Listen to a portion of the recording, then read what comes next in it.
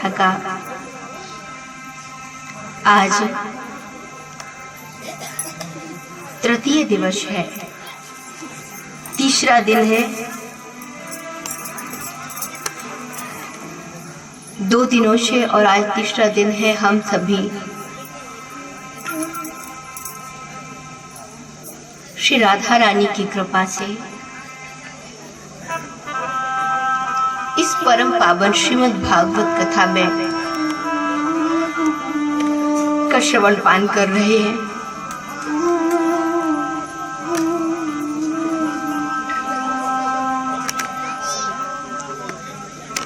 भागवत समस्त भय का नाश करने वाली है और भगवान के प्रति भरोसा पैदा करने वाली है।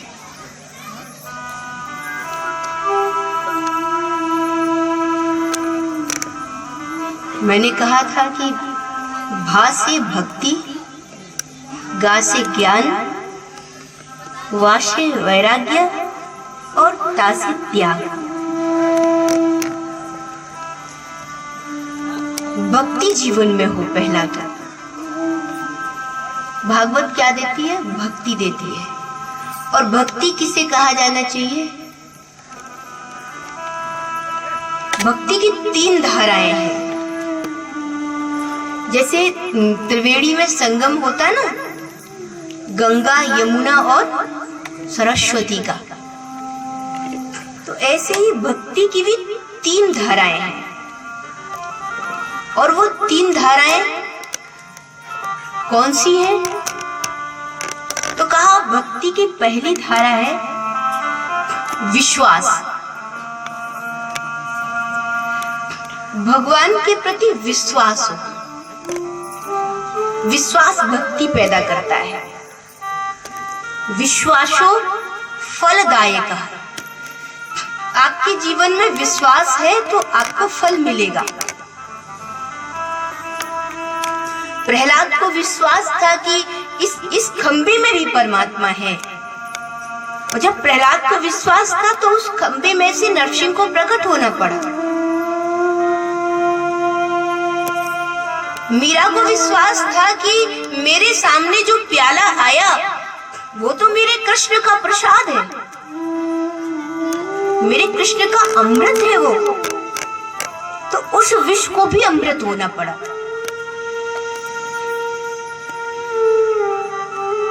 विश्वास हो जीवन में। अगर विश्वास होता है ना, तो कहते हैं कि कैलाश के शिखर पर जो महादेव बैठे हैं उनको किसका प्रतिरूप कहा गया? भवानी शंकरो वंदे श्रद्धा विश्वास रूपिणो। ये तो साक्षात विश्वास है जो भारत के शीर्ष पर बैठा है। कहाँ बैठा है? भारत की जो सर्वोच्च ऊंचाई है वो है कैलाश। और कैलाश के शिखर पर हमने किस देवता को बिठाया? जो विश्वास का स्वरूप है, उसको हमने बिठाया कैलाश पर। तो भारत ने सर्वोच्च ऊंचाई, हमारी संस्कृति ने, हमारे धर्म ने किसको सर्वोपरि बताया? तो कहा कैलाश के शिखर पर, भारत के सर्वोच्च शिखर पर बैठा हुआ जो महादेव है वो विश्वास का प्रतीक है। हमने विश्वास को सबसे ऊंचा उठाया है। जहां विश्वास है, हमने विश्वास को सबसे बड़ा माना, सबसे ऊंचा माना। दुनिया में कलयुग में लोग शंका कुशंका को ज्यादा मान्यता देते हैं, लेकिन जहां शंका है, कुशंका है, संदेह है, रिश्तों में, नातों में जहां संबंधों में संदेह जुड़ा हुआ है, वहां विश्वास का कहीं हम गला घोंट रहे होते हैं। विश्वास तो घर से पैदा हो सकता है। हाँ, एक भाई को भाई पर विश्वास हो, पति को पत्नी पर विश्वास हो, पत्नी को पति पर विश्वास हो, बेटे को पिता पर विश्वास हो, पिता को पुत्र पर विश्वास हो।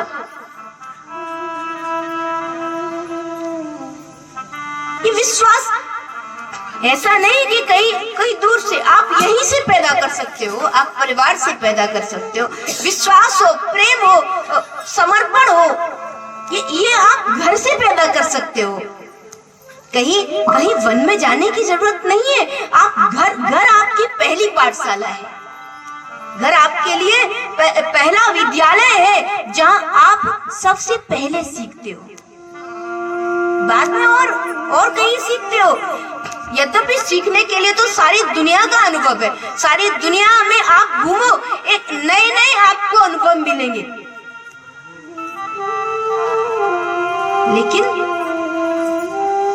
आप परिवार से जो सीख सकते हो वो आप परिवार को छोड़ करके शायद सीखने में कहीं आपको परेशानी हो सकती है, लेकिन घर में रह के भी आप बहुत कुछ सीखता है व्यक्ति। घर में रह के संबंध सीखता है, प्रेम सीखता है, समर्पण सीखता है। क्या नहीं सीखता वो घर में। तो विश्वास भारत के शीर्ष पर बैठा है महादेव के रूप में। तो भक्ति की पहली धारा है कि आपको विश्वास हो, आपको भरोसा हो।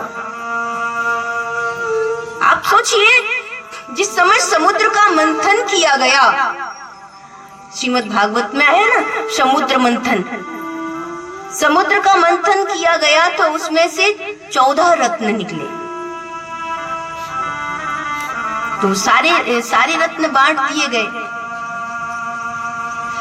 उस समुद्र में से अब रत्न तो उच्च देवताओं ने ले लिए, कौस्तुभमणि नारायण को दे दी, उच्चैश्रवा नाम का घोड़ा निकला, ऐरावत नाम का गजेंद्र निकला, अमृत निकला। अमृत तो देवताओं ने बांट लिया, क्योंकि दुनिया में हम क्या चाहते हैं? हम दुनिया में सुख ही सुख चाहते हैं। हम सोचते हैं अमृत सारा दुनिया का हमें मिल जाए, लेकिन विष दूसरों को मिले। कौन चाहता है कि दूसरों का विष भी मैं पी करके किसी को सुख पहुंचा सकूं? महादेव का एक नाम क्या है? नीलकंठ। क्यों? क्योंकि उन्होंने हलाहल का पान किया। तो जब समुद्र मंथन हुआ, अमृत में तो कोई झगड़ा नहीं, देवताओं ने ले लिया तुरंत और अमृत पी लिया। यद्यपि थोड़ा झगड़ा हुआ, लेकिन छल से भगवान मोहिनी बन करके आए, देवों को अमृत पिला दिया, तो देव अमर हो गए। अब देवों को अमृत प्राप्त हुआ, लेकिन अब फिर क्या निकला? बोले विष निकला। अमृत को पिए हुए हैं, लेकिन विष को देख करके उस विष का पान करने का साहस नहीं है उन देवों के अंदर। क्यों? क्योंकि इनके अंदर तो सिर्फ ये देव जो है ना, सारे फूल दुनिया के हमें मिल जाए, फिर कांटे किसे मिले? लेकिन दोनों ही चीजें रहेंगी। एक तरफ फूल भी होगा, दूसरी तरफ कांटे भी होंगे। एक तरफ अमृत भी होगा, दूसरी तरफ विष भी होगा। एक तरफ सुख भी होगा, दूसरी तरफ दुख भी होगा। ये तो स्वाभाविक है दुनिया में। आप सोचो किसी को सुख ही सुख मिलता रहे? नहीं, कभी जीवन में दुख भी आता है, कभी जीवन में कष्ट भी आता है। ये तो जिंदगी के पहलू है कि कभी सुख है, कभी दुख है, कभी हानि है, कभी लाभ है। तो समुद्र मंथन में जब विष निकला, सारे देवों ने कहा हम नहीं पी पाएंगे विष। बोले विष फिर कहाँ ले जाए? इस विष को किसको दिया जाए? तो कोई लेने के लिए राजी नहीं। तब कहा भैया इस विष को ले जाके महादेव को पिला दो। क्यों? क्योंकि वो ही सबसे भोला है, वो तो भोला है, वो तो भंडारी है। शंकर को पिला दो, बोले ले जाके। वो शंकर पी लेंगे। अब विष लेके, विष का प्याला लेके सारे देवता जा रहे हैं शिव जी के पास। खुद अमृत पी लिया और विष को भर के प्याले में और ले जा रहे हैं शिव के पास। अब शंकर ने देखा ये सारे देवता इतनी एकजुटता के साथ तो कभी नहीं आए, इतने एक होकर के आए हो, सारे देवता इकट्ठे हैं और हाथ में वो विष का कटोरा भरा हुआ, वो प्याला भरा हुआ महादेव के सामने खड़े हो गए। महादेव ने पूछा, देव क्यों आए हो?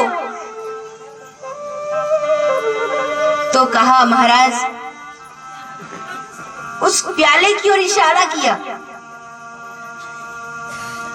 शिव ने नहीं पूछा कि इसमें क्या है। शंकर पूछ सकते थे कि ये प्याला लाए हो, इसमें क्या भरा है, लेकिन सारे देवता लाए, बोले हम ये आपके लिए लाए हैं। शंकर ने नहीं पूछा कि क्या लाए हो, शंकर ने एक ही बात पूछी, एक प्रश्न किया शिव ने कि किसने भेजा है।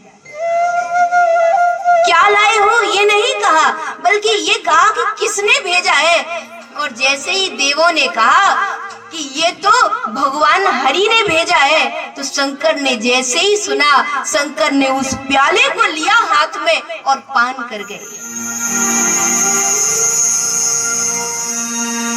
किसी ने कहा महादेव से कि आपने तो पूछा भी नहीं कि प्याले में क्या है। अगर आपके सामने कोई कुछ लाए और आपको पता नहीं तो आप कहोगे, कोई कहे आपके लिए लाए, आप पूछते हो कि भाई इसमें क्या है भैया? पूछते हो कि नहीं पूछते हो क्या है इसमें? पहले यही पूछते हैं हम। लेकिन शिव ने पूछा कि किसने भेजा है, हरि ने भेजा है। तो शिव ने बगैर कोई कि क्या है इसमें, उन्होंने उस विष के प्याले को पान कर लिया, विष का पान कर लिया। किसी ने शिव से कहा आपने पूछा क्यों नहीं? शंकर ने कहा मैंने पूछा तो था, मैंने कहा था कि किसने भेजा है, ये जो कुछ भी है ये किसने भेजा है? तो देवों ने कहा ये हरि ने भेजा है, मेरे प्रभु ने भेजा है। तो मुझे लगा कि मेरा प्रभु जो भेजेगा वो तो मेरे लिए प्रसाद होगा, वो कुछ भी हो, जो मेरा प्रभु भेजे, जो मेरा परमात्मा भेजे, वो तो मेरे लिए प्रसाद होगा। यही भक्त होता है।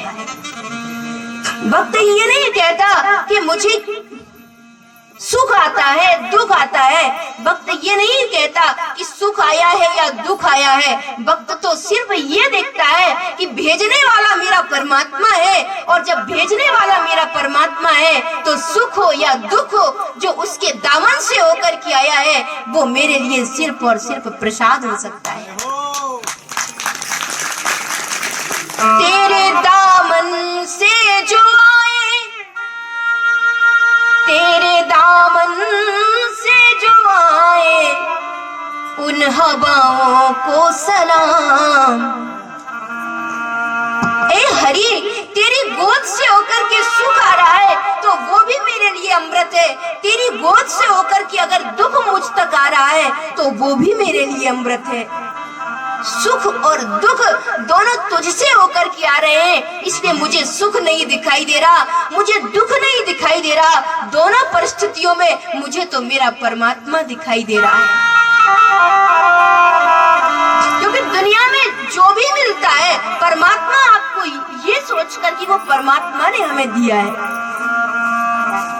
सुख हो, दुख हो, कांटे हो, फूल हो, परमात्मा शिव की गोद से होकर आया है, वो हमारे लिए प्रसाद होता है।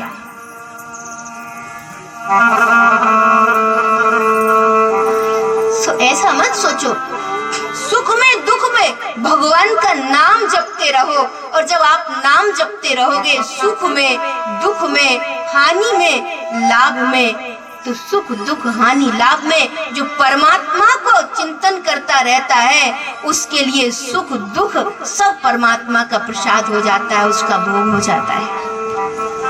फिर अब प्रसाद हो, कोई प्रसाद में भले ही कुछ कड़वा भी दे दे, भगवान को एक बार समर्पित कर दिया और फिर आपके हाथ में दे दे, तो आप उस प्रसाद को ग्रहण करोगे क्या? थू थू करोगे? नहीं करोगे। भले ही वो कड़वा भी हो लेकिन आप कहोगे कि प्रभु का प्रसाद है। और प्रभु का प्रसाद है तो ये क्या है, भावना बन गई, ये प्रसाद है। फिर वो स्वाद में कड़वा भी है, लेकिन फिर भी प्रसाद भाव से जब हम उसको ग्रहण करते हैं तो वो भी परम मीठा लगता है।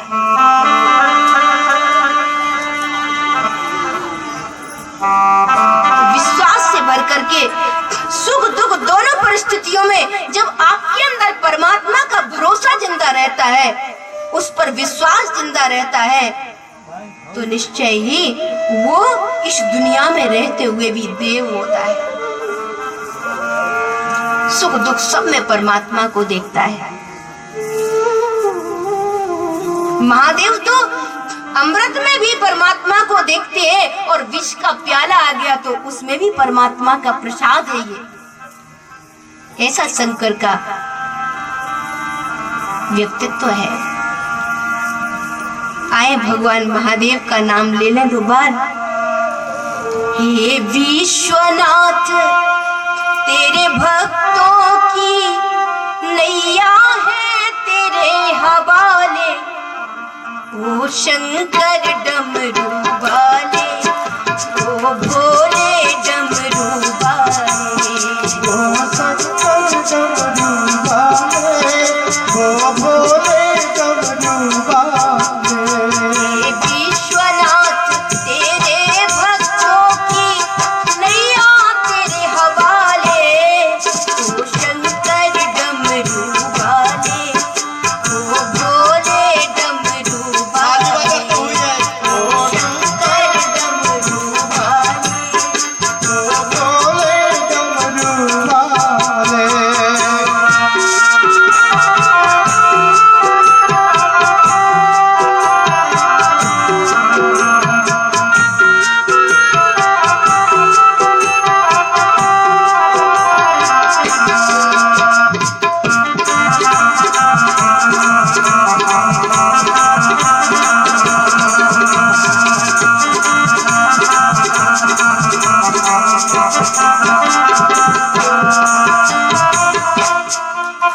गंगा मैया के पावन तट पर तेरा बना शिवाला, तेरा बना शिवाला।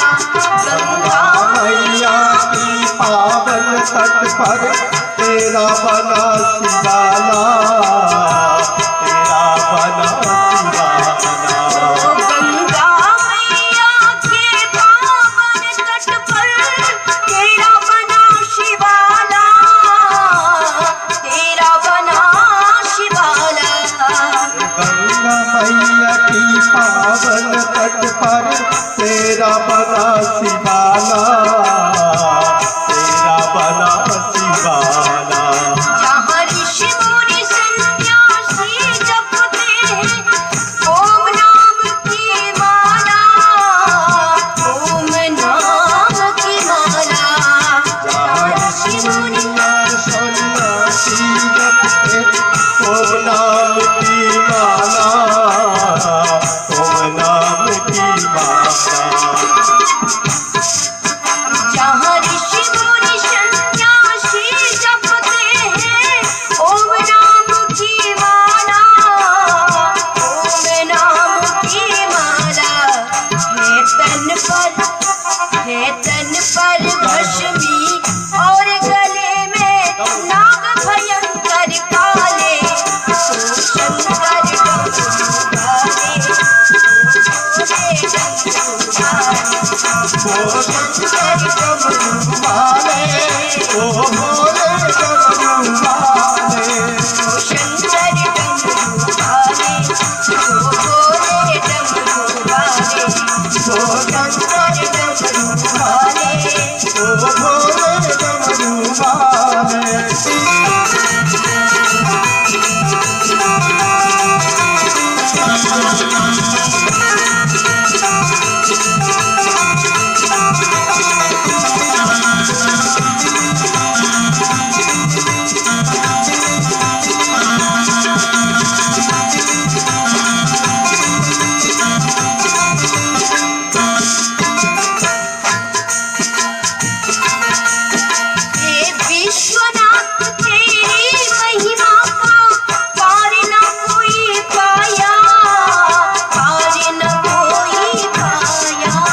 विश्वनाथ तेरे महिमा पर न कोई पाया, पर न कोई पाया।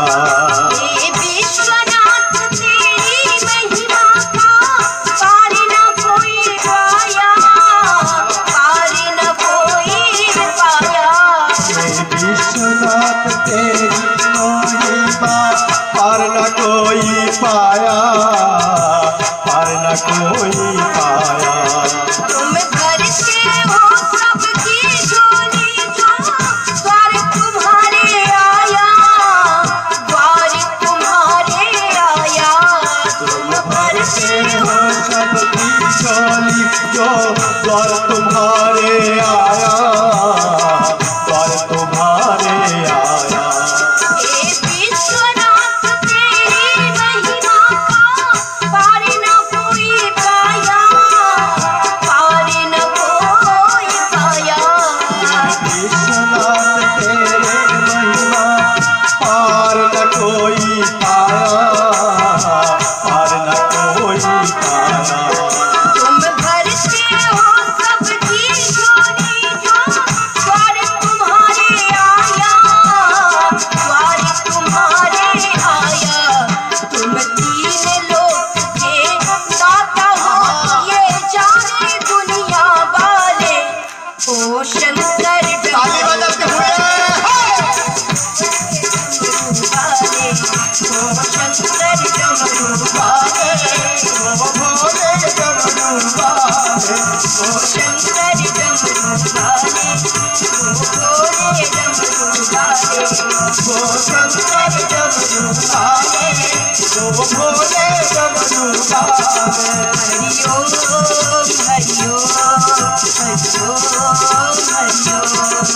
हरि ओम हरि ओम हरि ओम हरि ओम। हरि ओम हरि ओम हरि ओम हरि ओम।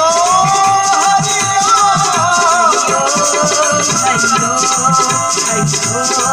हरि ओम हरि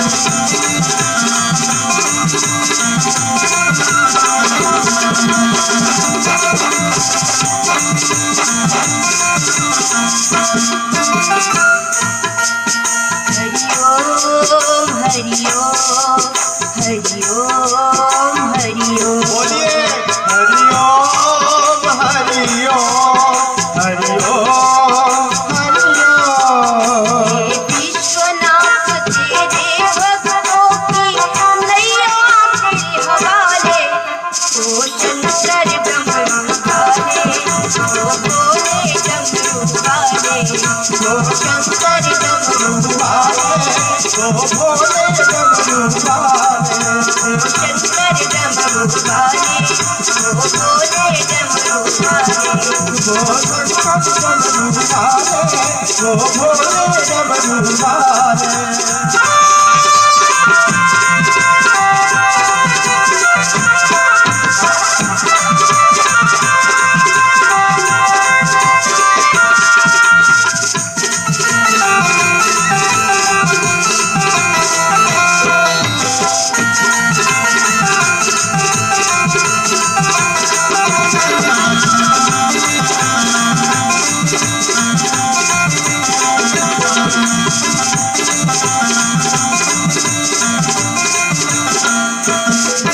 हम भक्त सभी भोले बाबा बस तेरा ही गुण गावे, तेरा ही गुण गावे। भक्त भोले बाबा की तेरा गुण ही गावे, तेरा गुण ही गावे। हम भक्त सभी भोले बाबा बस तेरा ही गुण गावे, तेरा ही गुण गावे। हम भक्त सभी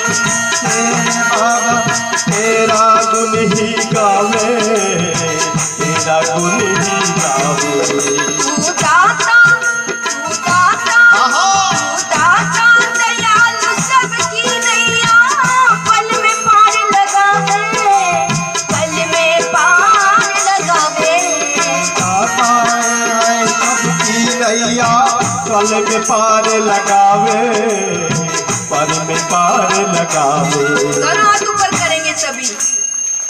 दर्शन दे दो, दर्शन दे दो सब भक्तों को, ए भूरी जटाओं वाले, ओ शंकर डमरू वाले, ओ शंकर डमरू वाले, ओ शंकर डमरू वाले, ओ शंकर डमरू वाले। दर्शन दे दो सब भक्तों को, ए भूरी जटाओं वाले, ए शंकर डमरू वाले, ओ भोले डमरू वाले। ओ शंकर डमरू वाले, ओ भोले डमरू वाले। शंकर डमरू वाले, ओ भोले डमरू वाले। ओ शंकर डमरू वाले, ओ भोले डमरू वाले। हरि ओम, हरि ओम, हरि ओम, हरि ओम। हरि ओम, हरि ओम, हरि ओम, हरि ओम। हरि ओम, हरि ओम, हरि ओम, हरि ओम। हरि ओम, हरि ओम, हरि ओम। हरि ओम, हरि ओम। हरि ओम, हरि ओम। ओ शंकर डमरू वाले, ओ भोले डमरू वाले, ओ शंकर डमरू वाले, ओ भोले डमरू वाले। ओ शंकर डमरू वाले, ओ भोले डमरू वाले, ओ शंकर डमरू वाले, ओ भोले डमरू वाले। दर्शन दे दो सब भक्तों को, ए भूरी जटाओं वाले, ओ शंकर डमरू वाले, ओ भोले डमरू वाले, ओ शंकर डमरू वाले, ओ भोले डमरू वाले। ओ भोले डमरू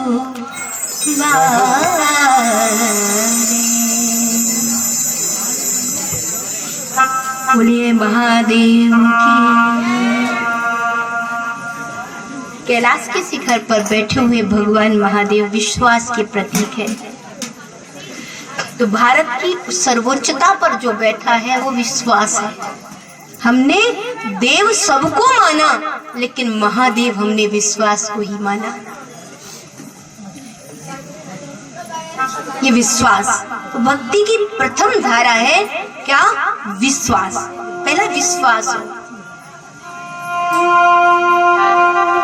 दूसरा, भक्ति की जो दूसरी धारा है वो है संबंध। सारी दुनिया से हमारा नाता है। कोई हमारी पत्नी है, कोई हमारा भाई है, कोई हमारा बेटा है, कोई हमारी बेटी है, कोई माँ है, कोई बहन है, कोई पड़ोसी है, कोई नातेदार है।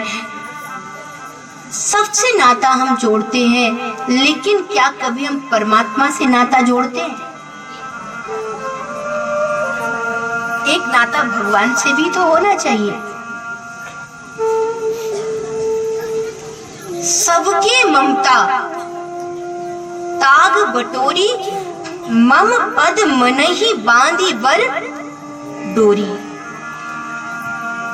कहते हैं ममता को हमने बहुत जगह बांट के रखा है। कई जगह हमने ममता को बांट करके रखा, लेकिन परमात्मा से हमारी ममता जुड़े। मुझे रामायण की वो बात याद आती है जब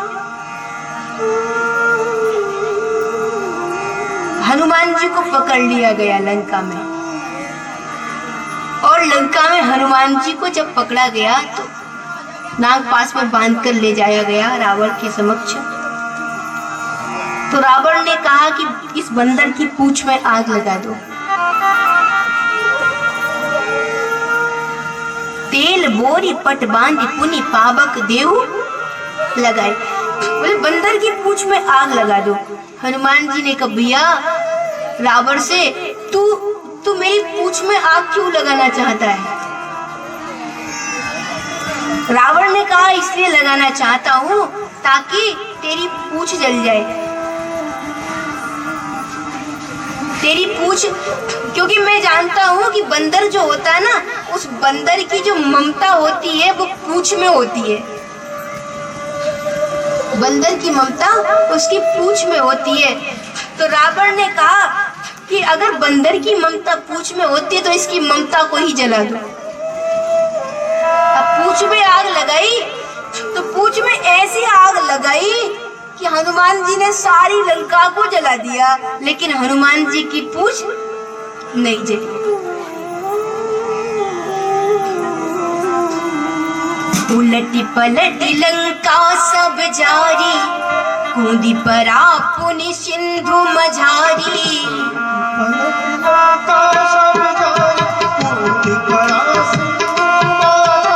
सारी लंका को धू करके जला दिया, लेकिन हनुमान जी की पूंछ नहीं जली। अब रावण ने सोचा था कि इसकी ममता पूंछ में है तो पूंछ जला दो, इसकी ममता जल जाएगी। लेकिन हनुमान जी ने बता दिया रावण को कि देखो रावण, मेरी पूंछ में आग लगाने से सारी लंका जल गई, लेकिन मेरी पूंछ फिर भी नहीं जली। माँ सीता के सामने हनुमान जी गए तो माँ सीता ने कहा अरे हनुमान, तूने सारी लंका को जला दिया लेकिन तेरी पूंछ तो जली ही नहीं। आग तो तेरी पूंछ से लगी थी ना, तो लंका जली तो पूंछ भी तो तेरी जलनी चाहिए थी। हनुमान जी ने कहा मैया, जब माँ ने पूछा लंका जला के जली भी नहीं, हनुमंत विचित्र है पूंछ तुम्हारी। सारी लंका जल गई, तुम्हारी पूंछ नहीं जली लंका को जलाकर। तुम्हारी पूंछ में ऐसा क्या विचित्र है? लंका जला के जली भी नहीं, हनुमंत विचित्र है पूंछ तुम्हारी।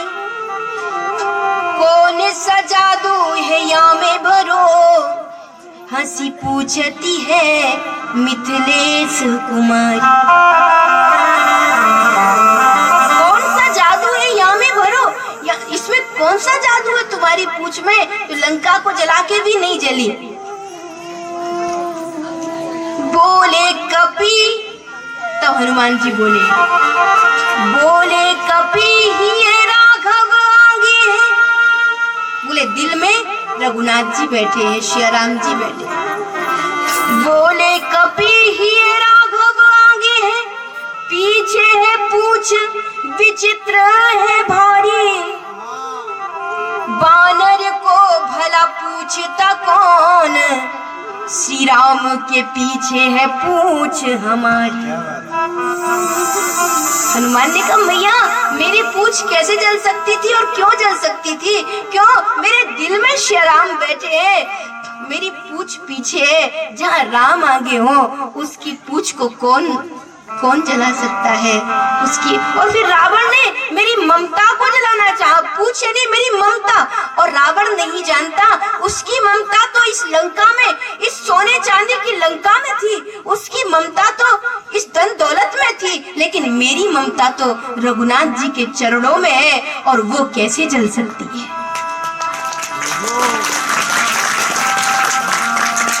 जो सब परमात्मा में सबको देखता है, सारे नाते मानता है, तो सबकी ममता, हनुमान कहते मेरी ममता राम जी से जुड़ी है, और जिनकी ममता दुनिया से जुड़ी होती है उनकी तो एक दिन जल जाती है। कितना भी पत्नी से प्रेम करो, कितना भी पति से प्रेम करो, कितना भी भाई से प्रेम करो, कितना भी दुनिया के नातों में ममता रखो, लेकिन शमशान घाट पर जाकर के सब धू धू करके समापन हो जाएंगे। लेकिन परमात्मा से जो नाता है, सबके ममता ताग बटोरी, ये जो ममता के कई धागे हमने फैला दिए हैं, इनको एक बना के राम जी के चरणों में जोड़ दो, इनको एक बना के परमात्मा के चरणों में जोड़ दो।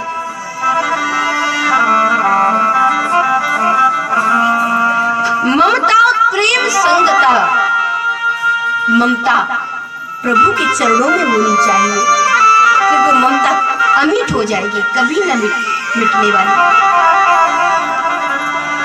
तो दूसरा है भक्ति की धारा, वो है संबंध, परमात्मा से संबंध जोड़ो। तीसरा समर्पण, जीवन में समर्पण का भाव हो।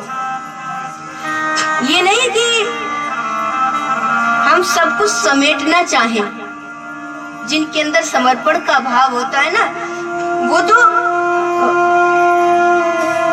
कहा जाना चाहिए कि न केवल कुछ चीजों का ही, बल्कि वो लोग तो कहीं अपनी भावनाओं को समर्पित करते हुए, कहीं अपने प्रेम को समर्पित करते हुए, कहीं अपने भावों को समर्पित करते हुए दुनिया को सुख पहुंचाते। समर्पण हो। ऐसा नहीं है कि भगवान के सामने खड़े हैं लेकिन प्रार्थना यही चलती है कि सब मुझे दे दो। सब भगवान के सामने खड़े होते, अच्छा तो क्या बन के खड़े होते? सब जाते हो भगवान के द्वार, जाते हो कि नहीं जाते हो? मंदिर जाते हो सब? तो भगवान के सामने खड़े होते हो तो कौन होते हो उस समय? कौन होते हो? नहीं पता? जब भगवान के सामने खड़े होते हो ना तो भिखारी होते हो।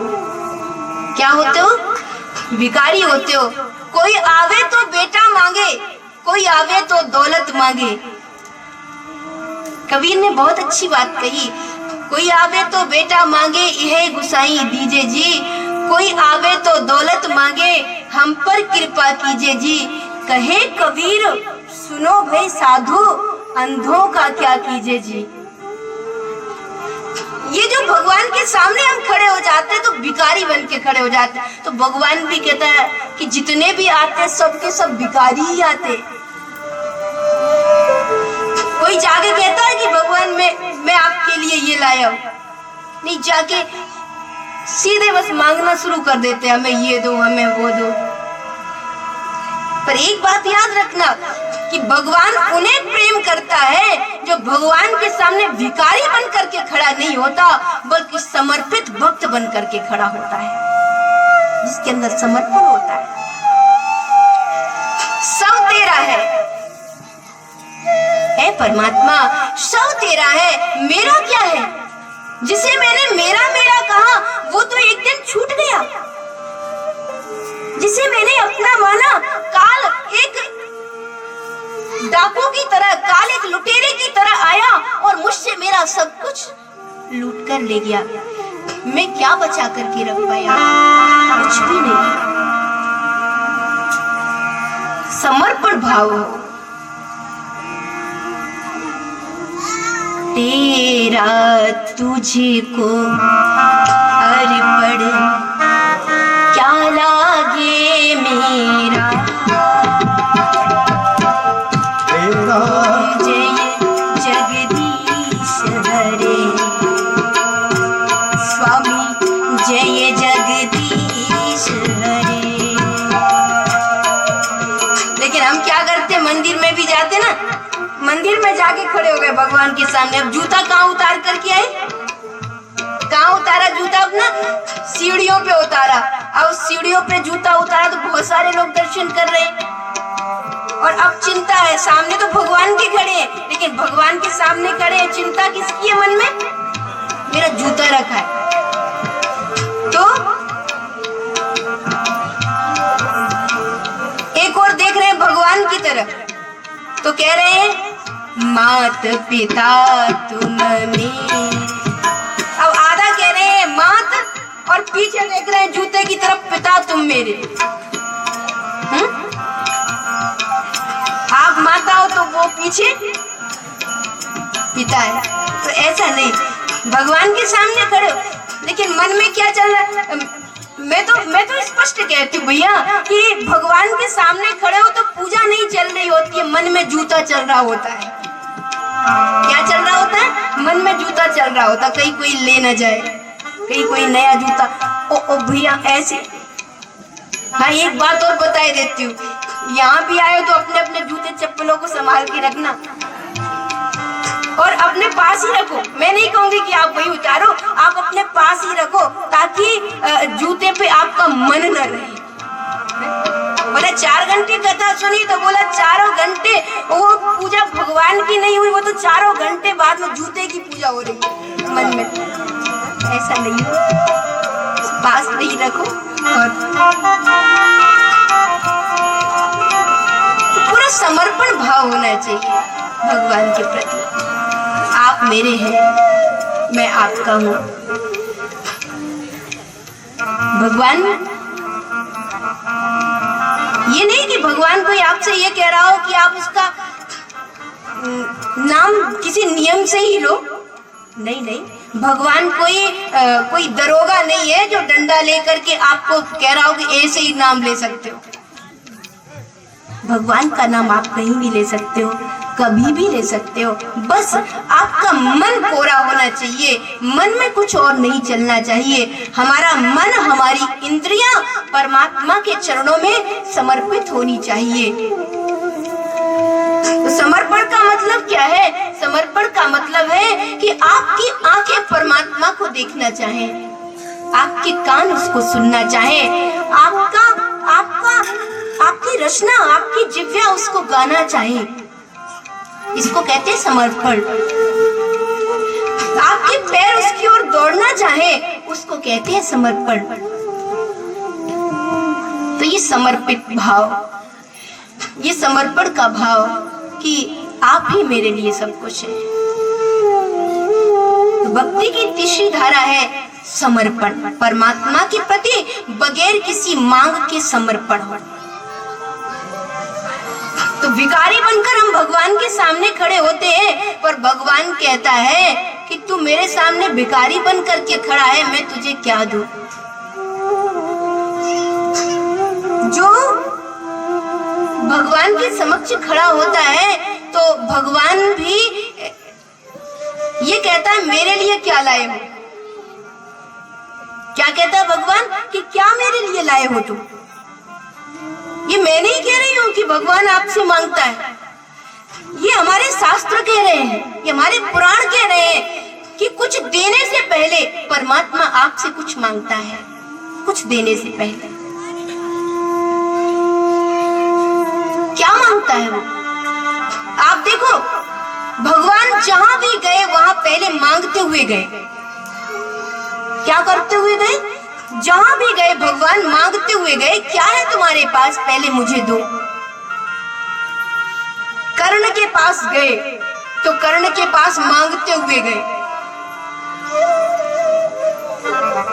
सवरी के पास गए तो मांगते हुए गए। केवट के पास गए तो भगवान मांगते हुए गए। गोपियों के पास गए तो भी मांगते हुए गए। सुदामा आया तो सुदामा को पहले दिया नहीं, पहले सुदामा से लिया है भगवान, मांगा है। गोपियों के पास जाते हैं तो क्या कन्हैया ये कहता है कि गोपियों मैं तुम्हारे लिए लाया हूं? 9 लाख धेनु नंद बाबा के, लाखों गैया नंद बाबा के यहाँ। कन्हैया तो सारे व्रज में माखन लुटाता अपने उन गौओं के, जो कन्हैया के महल में है, यशोदा मैया के नंद बाबा के महल में है, उनके आंगन में लाखों करोड़ों गौए। उनका माखन लुटाता नहीं फिरा, बल्कि गोपियों का माखन लूटता फिरा कन्हैया। तो गोपियों के पास कोई माखन लेके नहीं गए, बल्कि ये कहा कि गोपियों क्या है तुम्हारे पास? गोपियों ने कहा अरे कन्हैया हमारे घर में तो छाछ ही रह गई है। कन्हैया कहता है छाछ ही है तो वो छाछ ही मुझे दे दो, मट्ठा ही मुझे दे दो। उस थोड़े से मट्ठे को पाने के लिए कन्हैया उन गोपियों के सामने नाचता है, उन गोपियों के सामने मांगता है मुझे दे दो जो तुम्हारे पास है। गोपियां कहती है छाछ है, कन्हैया कहता वही दे दो। और पहले छाछ कन्हैया मांगता है, तब बाद में गोपियों को जो भी देता हो। सवरी के पास गए तो भगवान क्या देते हुए गए कि कि सबरी तू बड़ी गरीब है, तू तेरे पास धन दौलत नहीं है, मैं अयोध्या का राजा, अयोध्या का राजकुमार आया हूँ, लो तेरे लिए हीरे जवाहरात लाया हूँ। नहीं, बल्कि राम ने ये कहा कि सबरी तेरे पास क्या है? सबरी ने कहा मेरे पास तो कुछ बेर हैं। मेरे प्रभु ने कहा तो वो बेर ही मुझे दे दो। और शबरी उन बेरों को जिसे उसने चक चक करके रखा था कहीं खट्टे न हो, उसने राम को समर्पित कर दिया। तो सबरी को भी पहले बेर मांगे, पहले बेर खाए, फिर जो दिया। केवट के सामने भगवान आए तो केवट से ये नहीं कहा कि मैं तेरे लिए कोई बहुत बड़ा खजाना लेके आया हूँ, नहीं, मांगी नाव। रामायण प्रमाण है, मांगा है। राम ने आदेश नहीं दिया कि नाव लेकर के आओ। एक ऑर्डर वाली भाषा होती है और एक मांग वाली भाषा होती है, लेकिन राम ने कौन सी भाषा का इस्तेमाल किया? बोले मांगी नाव। राम ने मांगा है उससे नाव को। तो केवट को भी कुछ देते हुए नहीं गए, पहले मांगा है कि केवट नाव दे दो, नाव ले आओ, मुझे पार जाना है। कर्ण से मांगा, सुदामा ने अपनी पोटली अपनी काख में छुपा ली। मैं कन्हैया को कैसे दूं ये टूटे हुए चावल, ये कई रंगों के, कोई पीला है, कोई काला सा हो रहा है, ये चावल मैं कृष्ण को कैसे समर्पित करूं? लेकिन मेरे कृष्ण ने, मेरे कन्हैया ने जाना, सुदामा जब तक मैं तुझसे कुछ ले नहीं लूंगा तब तक मैं तू पाने का अधिकारी कैसे बन पाएगा? याद रखना, जो देने का भाव रखते हैं वही पाने का अधिकार पाते हैं, जो देने का भाव नहीं रखते उन्हें पाने का भी कोई अधिकार नहीं होता है। देने का भाव।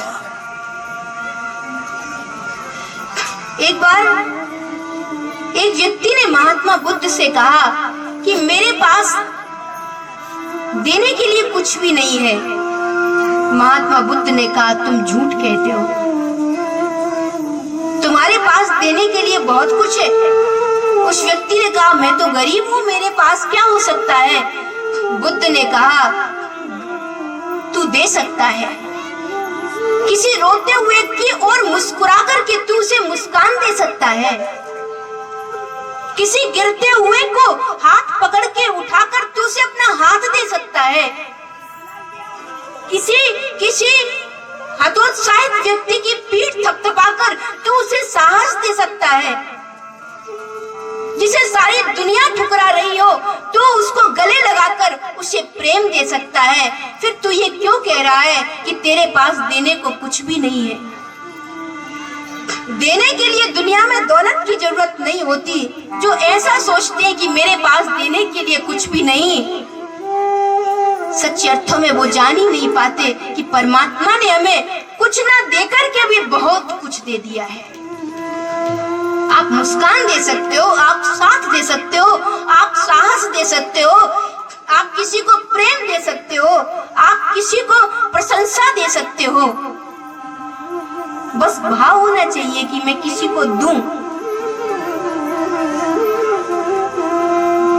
समेटने वाला कभी शहंशाह नहीं होता और देने वाला कभी दुनिया में दरिद्र नहीं होता। जो देता है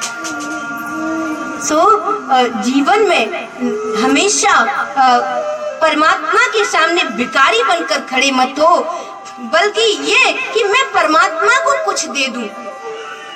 कि भगवान कहता पहले तुझे देना पड़ेगा। मैंने तो सुदामा से भी पहले लिया, मैंने तो केवट से भी पहले लिया, मैंने तो सबरी से भी पहले लिया, मैंने तो कर्ण से भी पहले लिया, मैंने तो गोपियों से भी पहले लिया, बाद में उनको दिया है। बाद में दिया है, पहले नहीं दिया। तो देना सीखो। समर्पण, इसको ही कहते समर्पण। अपना मन दो परमात्मा को, अपना तन दो परमात्मा को, अपने जीवन का समय दो परमात्मा को। इस कलयुग में तो एक बहुत ही सहज सा साधन है कि परमात्मा को देने के लिए आपके पास धन दौलत कुछ भी हो या ना हो, लेकिन आपके पास उसके प्रति प्रेम हो। प्रेम दो। श्रीमद् भागवत में भक्ति की ये 3 धाराएं बताई गई हैं। पहला विश्वास, दूसरा भगवान के चरणों में विश्वास हो, दूसरा संबंध बनाओ परमात्मा से, एक उसको गुरु मानो, उसको पिता मानो, उसको माँ मानो, उसको भाई मानो, उसको सखा मानो, एक संबंध जोड़ो। और तीसरा परमात्मा के प्रति समर्पण हो, उसको उसके प्रति कुछ देने का भाव हो, मैं प्रभु को दे दूं कुछ। ये 3 भक्ति की धाराएं हैं। यहाँ आकर के भक्ति संपूर्ण होती है।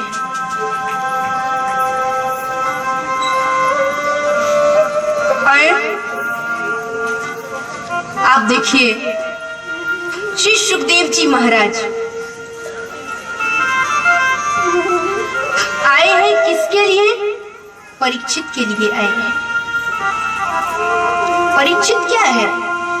एक ऐसा सम्राट जिसने परमात्मा के प्रति, जिसने जीवन के सत्य को जाना कि ये धन दौलत ये सब कुछ ये मिथ्या है।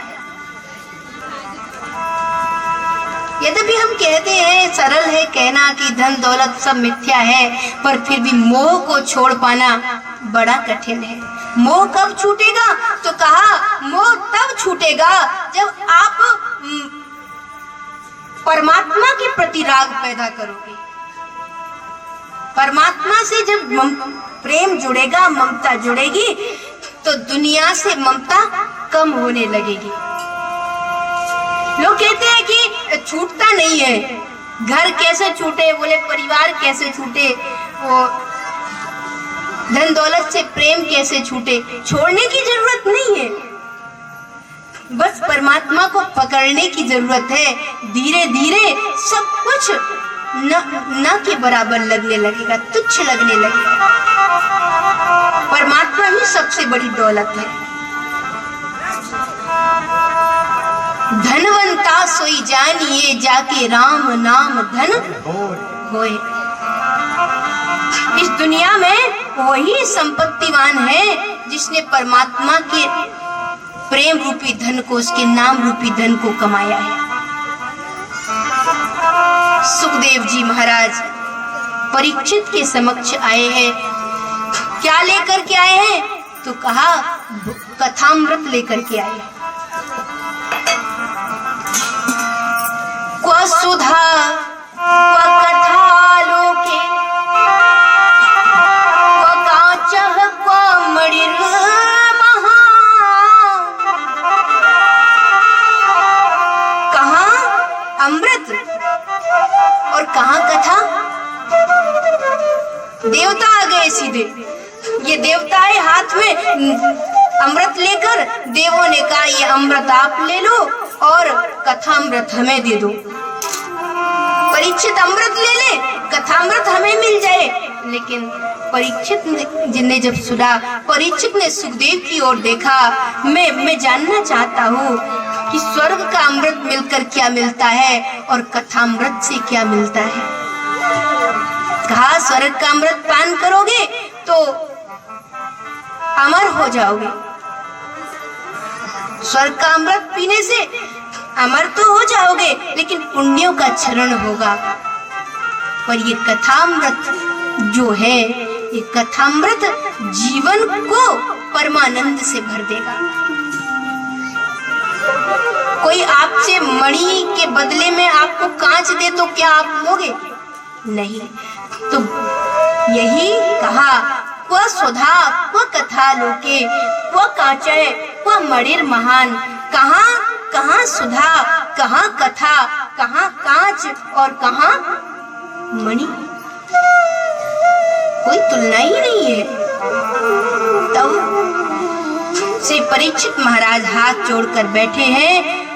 श्री सुखदेव जी महाराज के चरणों में नत है। जीवन में याद रखना, जब तक कोई गुरु नहीं है तब तक परमात्मा को पाना बहुत कठिन है। गुरु का सानिध्य जरूरी है।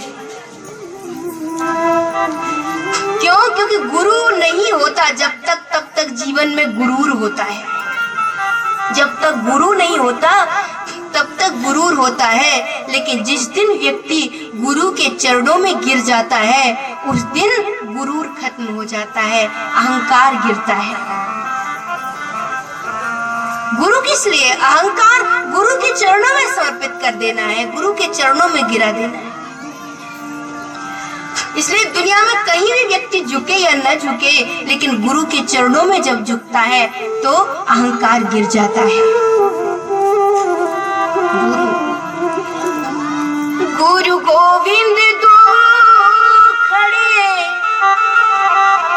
काके लागू पान, बलिहारी गुरु आपके जो गोविंद दियो लखाय, गोविंद दियो लखाय। एक और गुरु खड़ा था, एक और गोविंद खड़ा था। तो शिष्य ने, अब गुरु को तो पहचानता था लेकिन शिष्य गोविंद को नहीं पहचानता था। अब गुरु खड़ा है गोविंद के बगल में, तो गुरु को तो जानता है। तो शिष्य जैसे ही गुरु के चरणों में प्रणाम करने लगा, गुरु ने हाथ पकड़ लिया शिष्य का और कहा, पहले तू जो मेरे बगल में खड़े इनको प्रणाम कर। शिष्य ने एक जिज्ञासु दृष्टि से देखा, ये कौन है? तो गुरु ने कहा, तू इन्हें नहीं पहचाना? मेरे बगल में जो खड़े हैं ये गोविंद हैं। इसलिए तो मैं कह रहा हूं कि पहले इन्हें प्रणाम करो। सुना? तो गुरु शिष्य फिर भी गुरु के चरणों में ही प्रणाम करने लगा। गुरु ने कहा, ये तू क्या कर रहा है, जब मैं तुझसे कह रहा हूं कि मेरे बगल में गोविंद खड़ा है। शिष्य ने कहा, गुरुदेव आपके बगल में भले ही गोविंद खड़ा है, मैं तो गोविंद को पहचान नहीं रहा था। ये तो आपने ही बताया कि आपके बगल में गोविंद खड़े हैं। जब मैं आपके चरणों में प्रणाम करने लगा तो आपने कहा ये गोविंद है, इनको पहले प्रणाम करो। तो गुरुदेव मुझे पता नहीं था ये गोविंद है, पर आपने बताया। आप सोचिए, इसलिए मैं पहले आपको ही प्रणाम करूंगा। क्यों? क्योंकि अगर आप न बताते तो मैं गोविंद को आज कैसे पहचान पाता। और वहां शिष्य गुरु के चरणों में ही गिरा है। काके लागू पाए, एक मन में हुआ कि मैं किसको पहले वंदन करूं, क्योंकि गुरु कह रहे हैं ये गोविंद खड़े हैं, तो गुरु भी खड़ा है, गोविंद भी खड़ा है, किसको पहले वंदन करूं? तो शिष्य ने गुरु को ही वंदन किया और उसने कहा, गुरुदेव आप मेरे लिए सर्वोपरि है, क्योंकि अगर आज गोविंद भी मेरे सामने खड़ा है और मैं उसको पहचान पाया तो आपके कारण से ही पहचान पाया, वरना तो गोविंद आता और चला जाता, मैं उसे समझ ही नहीं पाता, लेकिन आपके कारण से जान पाया। बलिहारी गुरु आपके जो गोविंद दियो लखाय। गुरु आपकी गुरूर वाली आंख को खींच लेता है, जय हो, अहंकार को गिरा देता है आपकी, और जब अहंकार गिरता है, ये पर्दा हटता है, तो परमात्मा तो सामने ही खड़ा दिखता है। गुरु ऐसा हो। परीक्षित को कैसे गुरु मिले? सुखदेव जी की तरह। गुरु ऐसे न हो कि लोभी गुरु और लोभी गुरु, लालची चेला, और होए स्वर्ग में या नरक में? कहाँ? बोले होए नरक में। अब बोले भैया गुरु भी था शिष्य भी था, फिर तो स्वर्ग मिलना चाहिए था, वैकुंठ मिलना चाहिए था। कहा नहीं नहीं मिलता तो, पर गुरु कैसा था? बोले गुरु के अंदर लोभ था कि मेरा जो मेजबान है, मेरा जो शिष्य है, वो मेरे सामने अपनी दौलत लाके रख दे। लोभी गुरु, लालची चेला, और शिष्य सोच रहा है कि गुरु सारी दुनिया की दौलत में मुझे दे दे। मेरी तिजोरी में जितना माल है ना, मेरे गुरुदेव उसको चौगुना कर दे। इस दुनिया में बहुत सारे ठग पैदा हो गए।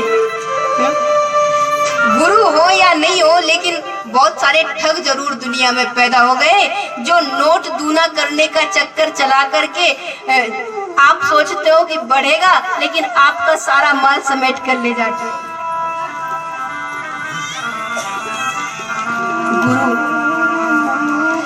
गुरु कौन है?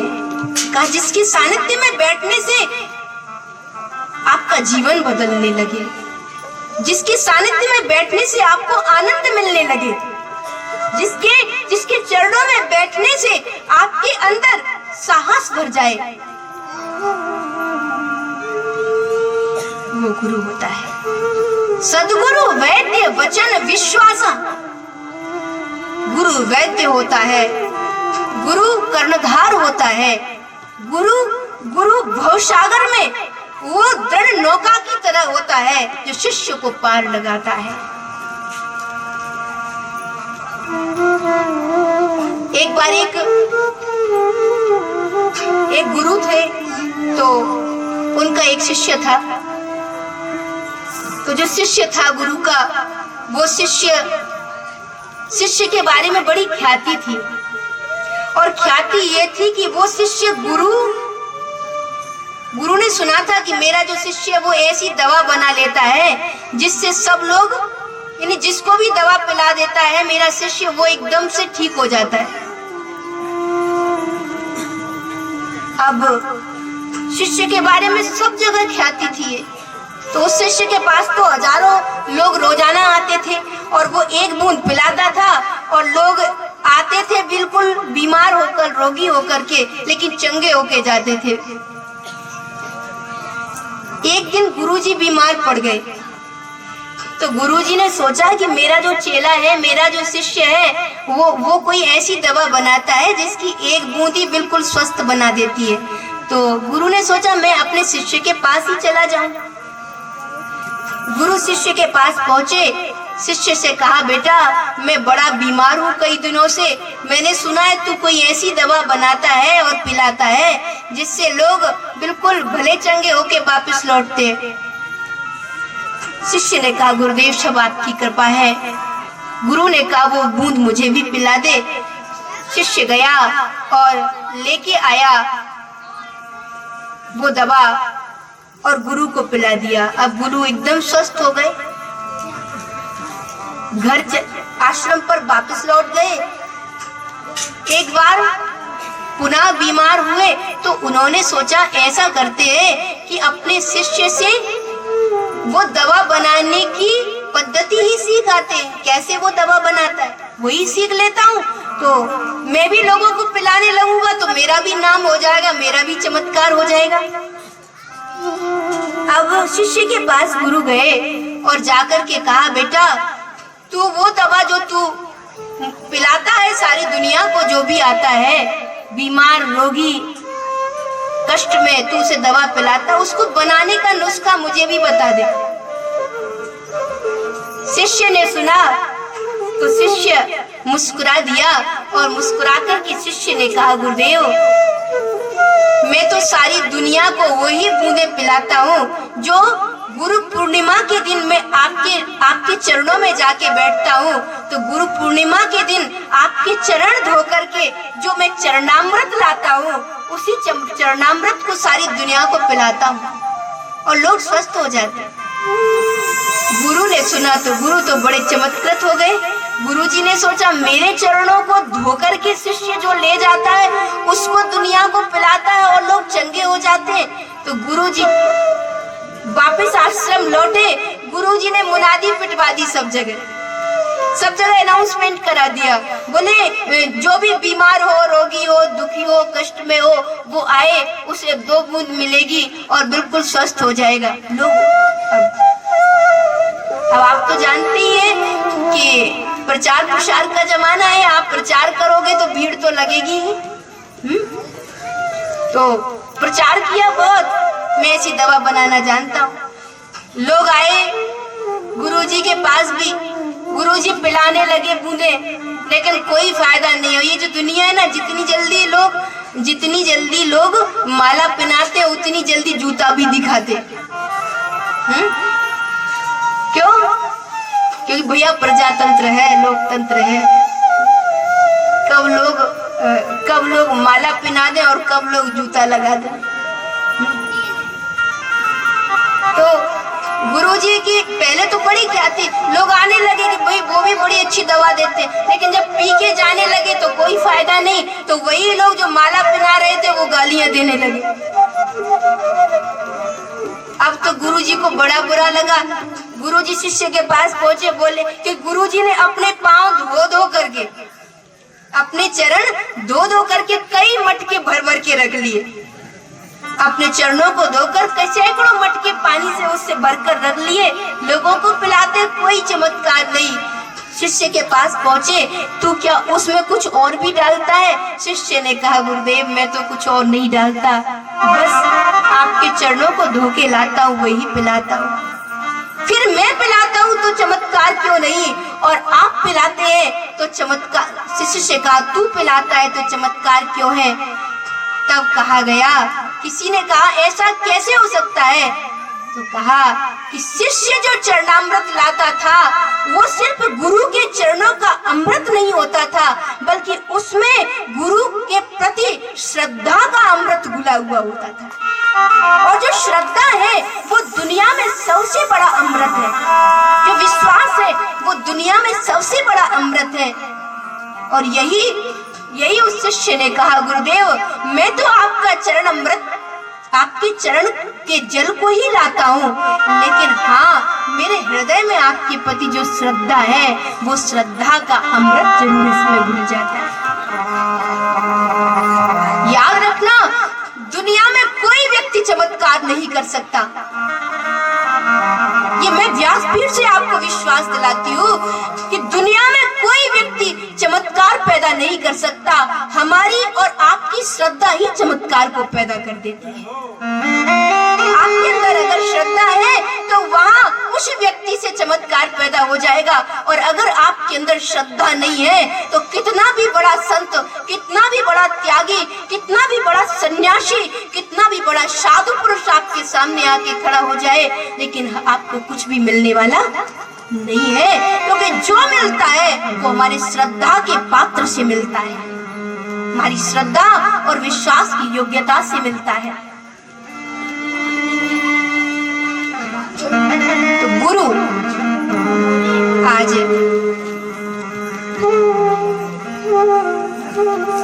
श्री सुखदेव जी महाराज गुरु की भूमिका में है और श्री परीक्षित जी शिष्य की भूमिका में है। और तब श्रीमद् भागवत में आज परीक्षित ने पूछा है श्री सुखदेव जी महाराज से, अतः पृच्छामि संसिद्धिं योगिनां परमं गुरुं।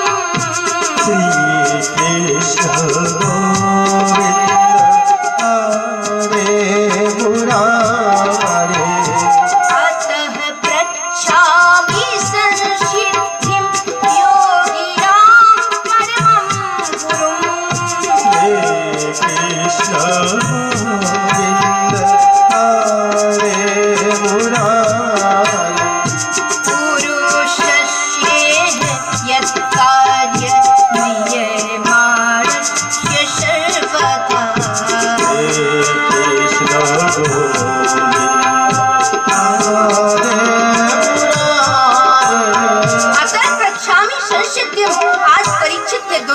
जोड़ लिए, कहा भगवान मैं ये पूछना चाहता हूँ कि जल्दी मरने वाले व्यक्ति की मुक्ति का उपाय क्या है?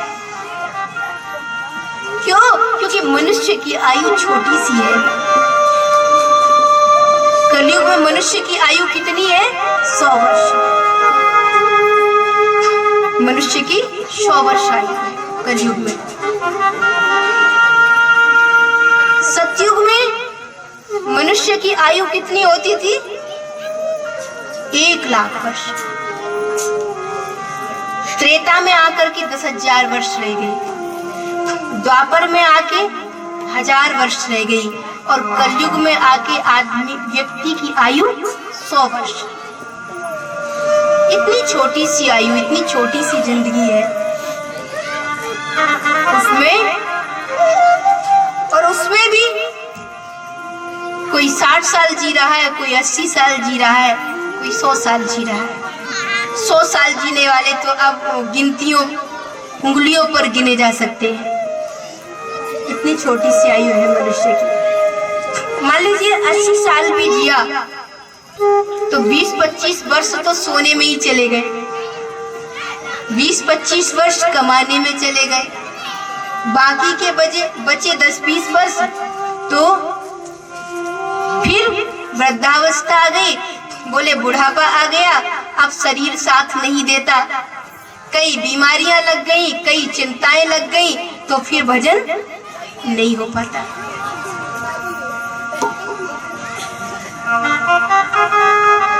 कितनी सुंदर बात कही। इस दुनिया में हम झूठे नातों में उलझे हुए हैं। झूठा नाता छोड़ तुझे लव लाइया, सुमिर तिहारो नाम परम पद पाइया। तो इतनी छोटी सी आयु मनुष्य की, 100 वर्ष, उसमें भी 80 जिया, 60 जिया, लेकिन सारा जीवन वो दुनिया में ही लगा रहा। जो दुनिया को बनाने वाला है, जो इस सारी दुनिया का जगतपति है, उसकी याद तो आ ही नहीं पाती दुनिया के झंझटों में। मैंने कई लोगों को कहते सुना, उनसे पूछो भैया जिंदगी कैसी चल रही है, उनसे अगर पूछा जाए कैसी जिंदगी चल रही है, तो वो कहते बस कट रही है। अब आप सोचिए, इतनी छोटी सी जिंदगी और उसको लोग काट रहे हैं। कोई होटल में बैठा है, कोई गपशप कर रहा है, कोई सिनेमा देख रहा है, कोई बेकार की वृथा बातों में लगा है, और फिर पूछो कोई ताश पत्ते खेल रहा है। अब पूछो क्या कर रहे हो, बोले समय काट रहे हैं। आप समय को काट सकते हैं क्या? पता नहीं है हमें कि हम समय को नहीं काटते, बल्कि समय कुल्हाड़ा लेकर के हर क्षण हमें काट रहा है, हर क्षण काट रहा है। हर एक दिन हम मर रहे हैं, हर एक दिन हम मौत की तरफ जा रहे हैं, लेकिन हम समझ नहीं पाते। जिंदगी से हर एक दिन जाता हुआ वो कह रहा है कि ये वापस लौट करके नहीं आएगा। पुरुषस्य यत् कार्य म्रियमाणस्य सर्वथा। फिर व्यक्ति को क्या करना चाहिए, परीक्षित कहते हैं। तो श्री सुखदेव जी महाराज ने कहा, तस्मात् भारत सर्वात्मा योगेश्वरो हरि। कृष्ण गोविंद हरे मुरारी। तस्मात् भारत सर्वात्मा भगवान् ईश्वरो हरि।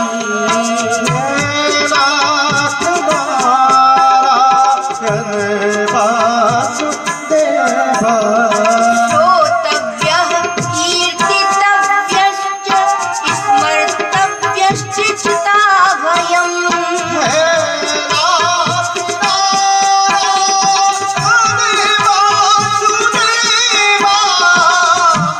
कलयुग में जल्दी मरने वाले व्यक्ति की मुक्ति का साधन श्री सुखदेव जी महाराज ने कहा, श्रोतव्य कीर्तितव्यश्च स्मर्तव्यश्चेच्छता भयम। परीक्षित, इस दुनिया में आए हो तो परमात्मा को सुनो, श्रोतव्य है, उसको सुनो। कीर्तितव्यश्च, उसके गुणों का गान करो, उसकी कीर्ति का गान करो। स्मर्तव्यश्च, कुछ भी करते हुए परमात्मा का नाम लेते रहो, जैसे भी कैसे भी, लेकिन परमात्मा का नाम हमारे जीवन में चलता रहे। साचा सुमिरन नाम बिसासा। इस दुनिया में सब कुछ झूठा है, सारे नाते झूठे हैं, सारे संबंध झूठे हैं, बस सच क्या है? बोले साचा सुमिरन, एक परमात्मा का स्मरण ही साचा है, वही सत्य है। नाम बिसासा मन वच कर्म कहे रे दासा। रैदास ने बहुत अच्छी बात कही, इस दुनिया में सब कुछ मिटने वाला है, लेकिन नाम धन ऐसा है जो कभी मिटने वाला नहीं है, उसका नाम कभी मिटने वाला नहीं। नाम को कमाओ, श्रोतव्य, कीर्तितव्यश्च स्मर्तव्यश्चेच्छता भयम। याद रखना, आप सोचते हो कि हम तीर्थ में जाएं, हम काशी जाएं, हम मथुरा जाएं, हम वृंदावन जाएं। याद रखना, वहां जाने के लिए शायद आपको प्रयास करना पड़े, शायद आपको बस में बैठना पड़े, ट्रेन में लटकना पड़े, एरोप्लेन में बैठना पड़े, लेकिन जहां आप हैं वहीं तीर्थ हो सकता है। बोले कैसे? तो कहा कि परमात्मा के चार दीवाने बैठ करके जहां परमात्मा के नाम को याद कर रहे हो, वही दुनिया का सबसे बड़ा तीर्थ है, वही जगह तीर्थ है। जहाँ परमात्मा के चार प्रेमी बैठकर उसके नाम को गुनगुना रहे हो, वही तीर्थ है। श्रोतव्यः कीर्तितव्यश्च स्मर्तव्यश्चेच्छता भयम्। सुनो, गाओ, श्रवण करो, नाचो प्रभु के नाम में, भगवान का नाम स्मरण चलता रहे। जस पनिहारी धरे सिर गागर, जैसे पनिहारी ने होती ना पानी भरने वाली, वो अपने सर पर पानी से भरी हुई गागर रखती है, एक के ऊपर दूसरी, दूसरी के ऊपर तीसरी, तीसरी के ऊपर चौथी, और जब चलती है ना तो आपस में बात करती है, हंसती है, मजाक करती है, चर्चा करती है, पर फिर भी उनकी स्मृति में ये है कि हमारे सर के ऊपर वो पानी से भरी हुई गागरें रखी हुई है। बस ऐसे ही दुनिया में चलते हुए, फिरते हुए, दुनिया के काम करते हुए, लेकिन नाम को गाते चलो, नाम का स्मरण करते चलो। सांवरे सांवरे सांवरे हम दीवाने तेरे सांवरे, सांवरे सांवरे सांवरे हम दीवाने तेरे सांवरे। सांवरे सांवरे सांवरे हम दीवाने तेरे सांवरे। सांवरे सांवरे सांवरे हम दीवाने तेरे तालियां। सांवरे सांवरे सांवरे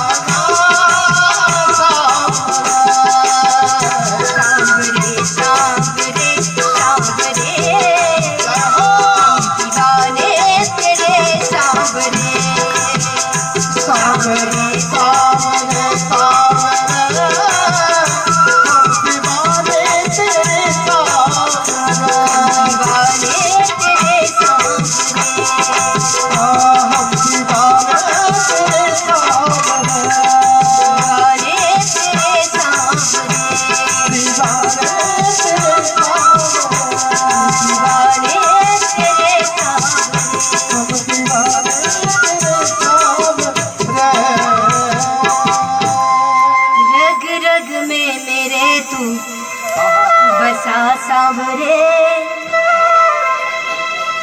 तन मन में मेरे तू रमा सांवरे। हो आजा अब तू कहाँ छुप गया सांवरे, दूर चरणों से जाऊं कहाँ सांवरे, सांवरे। सभी गाएंगे सांवरे सांवरे, हम दीवाने तेरे सांवरे। सांवरी सूरत पे मोहन दिल दीवाना हो गया, सांवरी सूरत पे मोहन दिल दीवाना हो गया, सांवरी सूरत पे मोहन दिल दीवाना हो गया, सांवरी सूरत पे मोहन दिल दीवाना हो गया,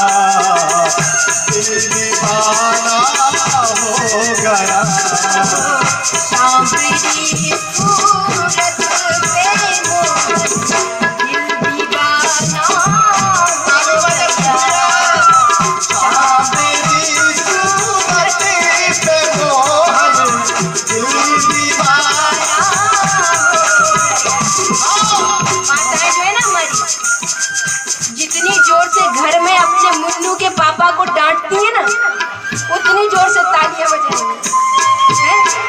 और आप सभी लोग जितने कहीं घर जाके डांट ना पड़े कि ऐसे ही क्यों बैठे रहे, तालियां क्यों नहीं बजाई, इसकी फटकार से बचना। दोनों हाथ ऊपर करके सभी लोग सांवरी सूरत पे मोहन दीवाना हो गया, सांवरी सूरत पे मोहन दिल दीवाना हो गया, दिल दीवाना हो गया, दिल दीवाना हो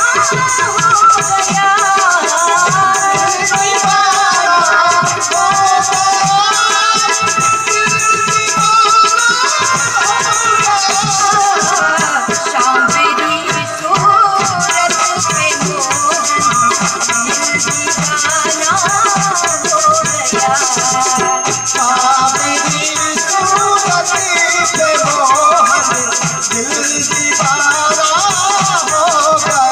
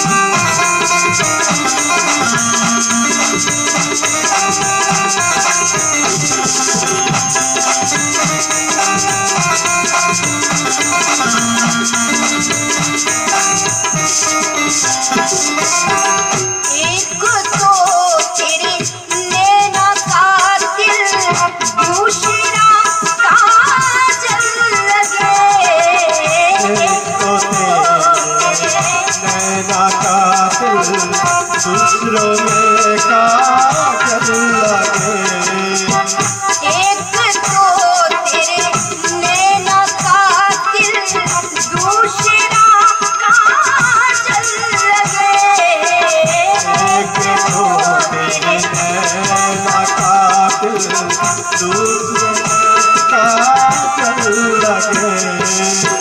तीसरा नजरे मिलाना, तीसरा नजरे मिलाना, दिल दीवाना हो गया। तीसरा नजरे मिलाना, दिल दीवाना हो गया। सांवरी सूरत पे मोहन, दिल दीवाना हो गया। सांवरी सूरत पे मोहन, दिल दीवाना हो गया। दीवाना हो गया, दिल दीवाना हो गया। दिल दीवाना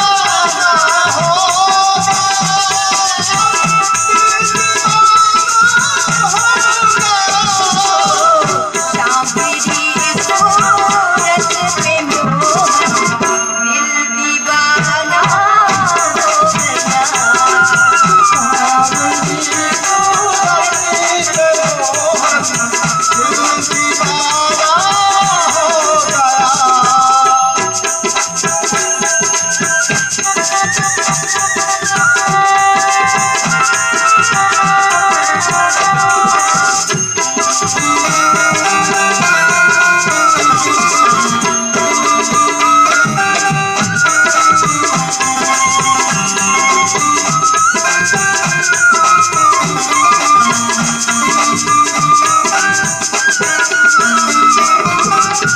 एक तो तेरे होठ प्यारे, दूसरा लाली लगे। एक तो तेरे होठ प्यारे, दूसरे लाली भरे। एक तो तेरे होठ प्यारे, दूसरा लाली लगे। एक तो तेरे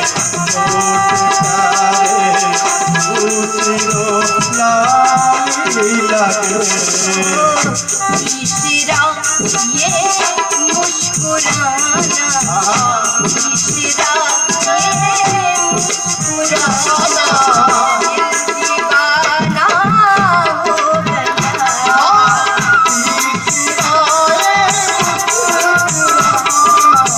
दिल दीवाना हो गया।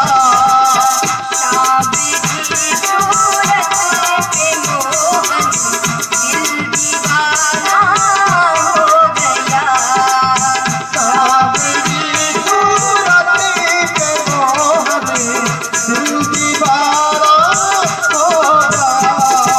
ओ दिल दीवाना हो गया, दिल दीवाना हो गया। दिल दीवाना हो गया।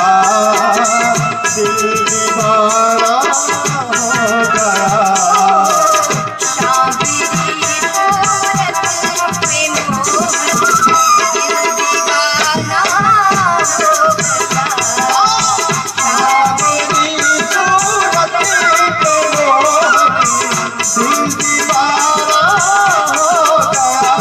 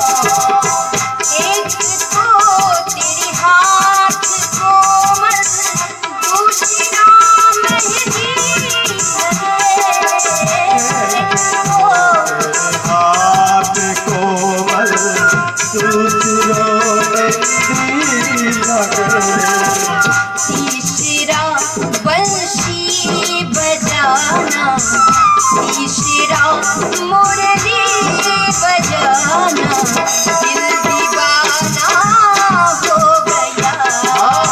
तीसरा मुरली बजाना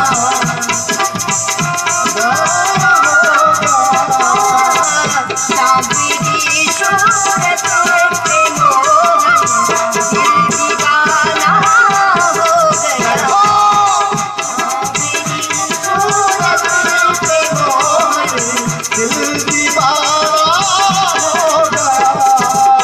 दिल दीवाना हो गया।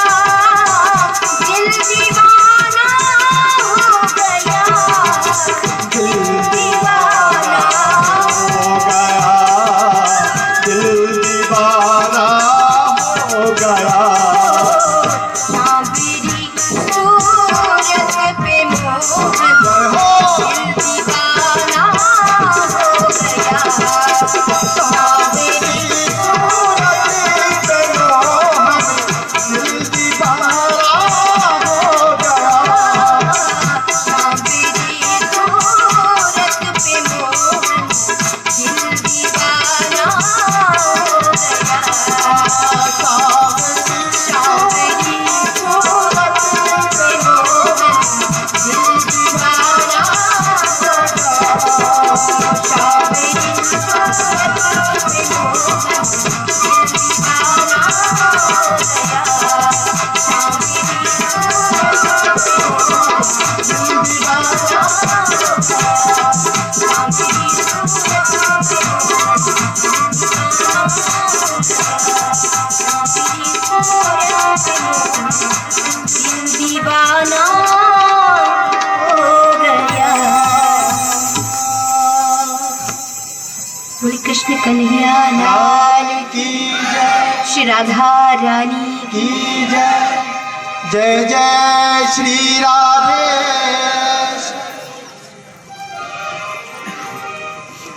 तस्मात् भारत सर्वात्मा भगवानमीश्वरो हरे श्रोतव्यः कीर्तितव्यश्च स्मर्तव्यश्चेच्छताह्वयम्। भगवान के नाम का कीर्तन करो।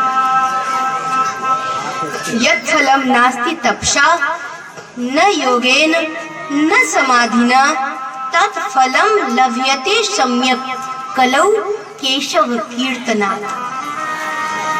कीर्तन में सारा फल है, संपूर्ण फल है। आप कर्मकांड करो, आप नियमों का पालन करो, आप कितना ही वेद शास्त्रों का अध्ययन करो, लेकिन अगर कलयुग में आपके जीवन में, हमारे जीवन में कृष्ण कीर्तन नहीं है तो कितना भी बड़े हम शास्त्र पढ़कर ज्ञानी हो जाएं, लेकिन फिर भी हमारा ज्ञान अधूरा रहेगा। कितने ही हम बड़े कर्मकांड के पंडित हो जाएं, लेकिन फिर भी हम पूर्ण रूप से विद्वान या पंडित नहीं कहे जा सकते। कीर्तन, कलयुग में कीर्तन। श्री सुखदेव जी महाराज के चरणों में परीक्षित बैठे हैं।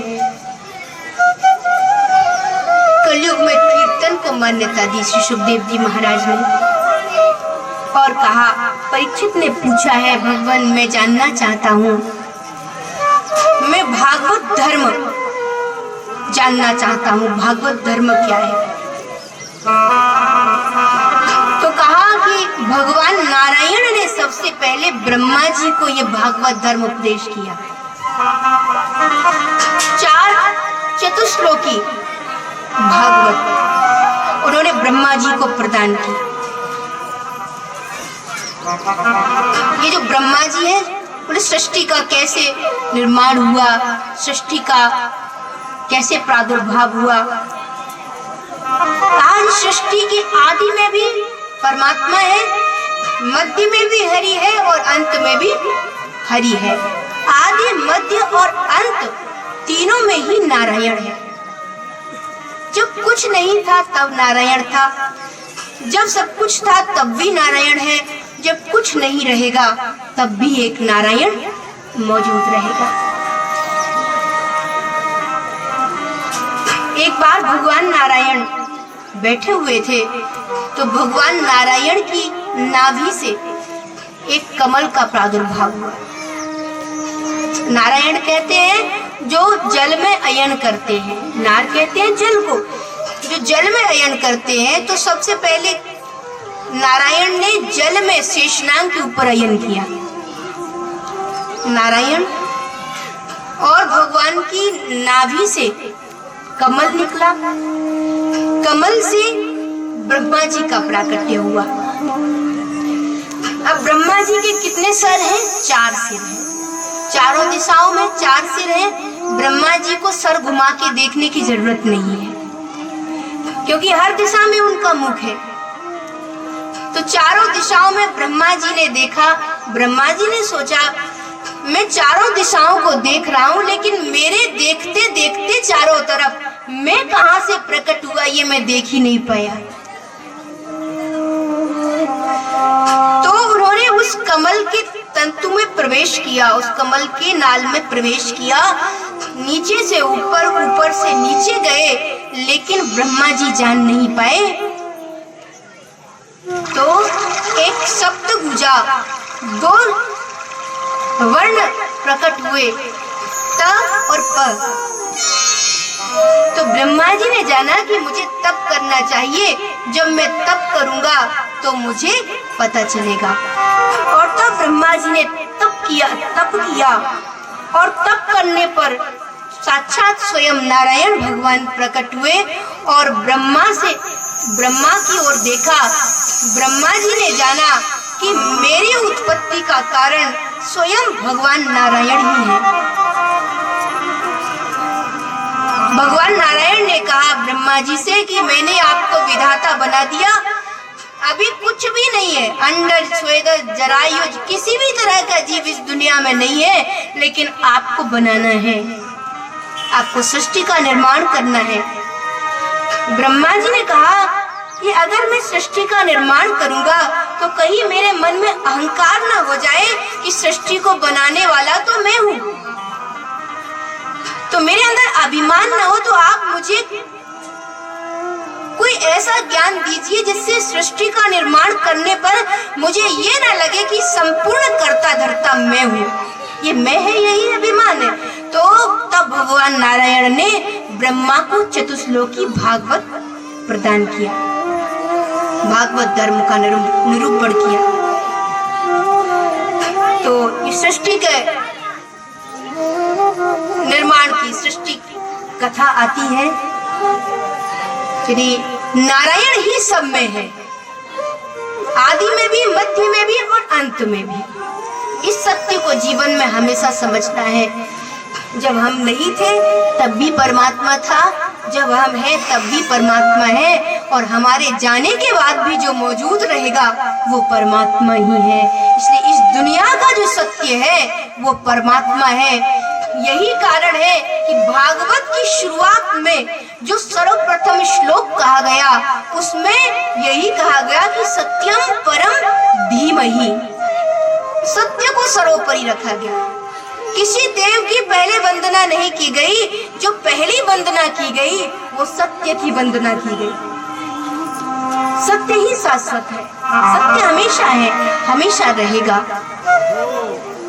श्री परीक्षित जी महाराज ने पूछा, भगवान मैं जानना चाहता हूँ गुरुदेव कि सृष्टि का निर्माण हुआ, भगवान ने भी अवतार लिए, भगवान भी इस धरती पर आए कई कई रूपों में। मैं जानना चाहता हूँ भगवान क्यों आते हैं? दुनिया को धर्म की शिक्षा देने के लिए आते हैं। भगवान के आने का कारण क्या होता है? और भगवान तो कहीं बाराह बनकर, कहीं नरसिंह बनकर, कहीं मत्स्य बनकर, कई रूपों में आता है। अनेकानेक रूपों में परमात्मा आता है। और फिर भक्त को वो भगवान कैसे मिलता है? श्री सुखदेव जी महाराज ने कहा, परीक्षित, पहली बात तो ये जान लो, व्याधस्याश्चरण ध्रुवस्य च वयो। भील कोल किरात जो थे ना, वो कौन से नियम का पालन करते थे? कई दिनों तक स्नान नहीं करते थे। वो तो जंगल में रहने वाले भील कोल किरात अनेक दिनों तक स्नान भी नहीं करते थे, तन की शुद्धि नहीं करते थे।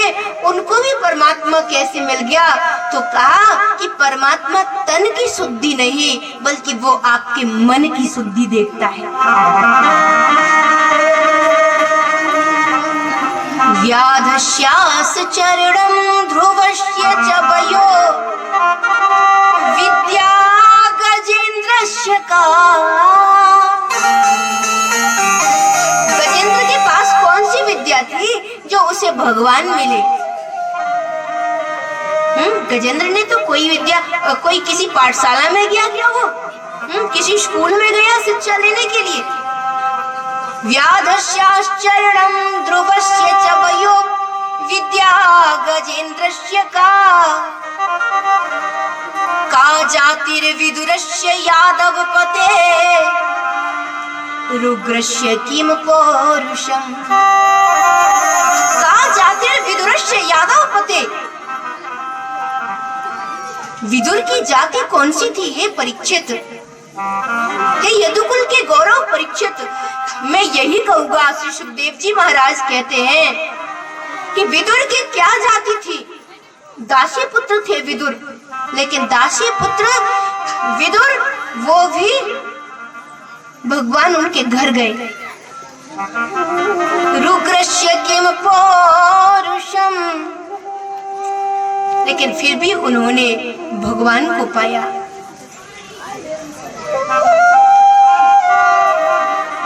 भक्त्या तुष्यति केवलम, यानी भगवान अगर तुष्ट होता है तो सिर्फ भक्त की भावना से तुष्ट होता है परमात्मा। वो आपकी विद्या नहीं देखता, वो आपका कुल नहीं देखता, वो आपकी जाति नहीं देखता, वो आपके तन को नहीं देखता। परमात्मा देखता है, आपके मन को देखता है। ये नहीं देखता कि आप कितनी उम्र है आपकी।